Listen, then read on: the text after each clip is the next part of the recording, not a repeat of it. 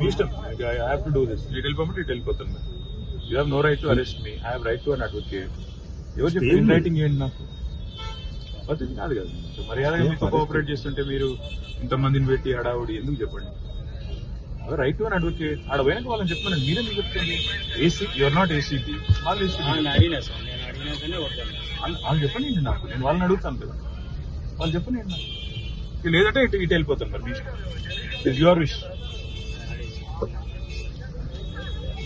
Extensive arguments ACB చేసి judgement reserve అయిన తర్వాత అసలు మంచి అవసరం గురించి అయినా వచ్చినాక మీరు నా లాయర్ రాకూడదు అంటే నేను ఇన్ రైటింగ్ ఇవ్వండి.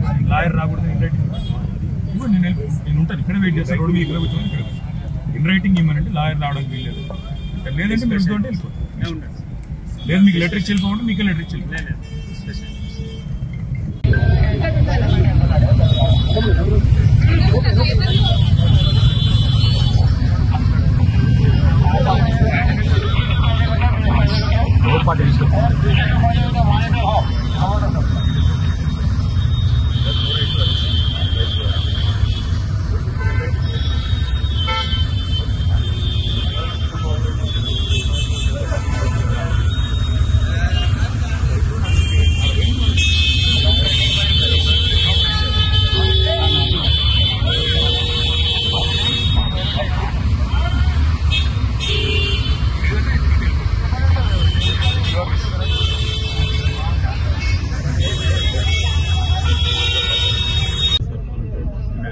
వెళ్ళిపోతాను.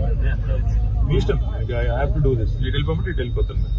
You have no right to arrest me. I have right to an advocate. ఎవరు చెప్పి ఇన్ రైటింగ్ ఏంటి నాకు పద్ధతి కాదు కదా.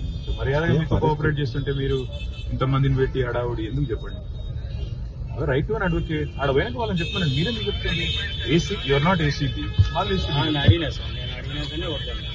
చెప్పండి నాకు. నేను వాళ్ళని అడుగుతాను కదా. వాళ్ళు చెప్పండి నాకు. లేదంటే ఇటు ఇటు వెళ్ళిపోతాను. మరి మీ ఇష్టం.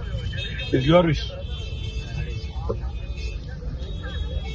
ఎక్స్టెన్సివ్ ఆర్గ్యుమెంట్స్ ఏసీబీ చేసి జడ్జ్మెంట్ రిజర్వ్ అయిన తర్వాత అసలు మంచి అవసరం గురించి అయినా వచ్చినాక మీరు నా లాయర్ రాకూడదు అంటే నేను ఇన్ రైటింగ్ ఇవ్వండి. లాయర్ రాకూడదు, ఇన్ రైటింగ్ ఇవ్వండి. నేను ఉంటాను ఇక్కడ వెయిట్ చేస్తాను. రోడ్డు మీకు ఇక్కడ ఇన్ రైటింగ్ ఇవ్వమంటే లాయర్ రావడానికి వీల్లేదు.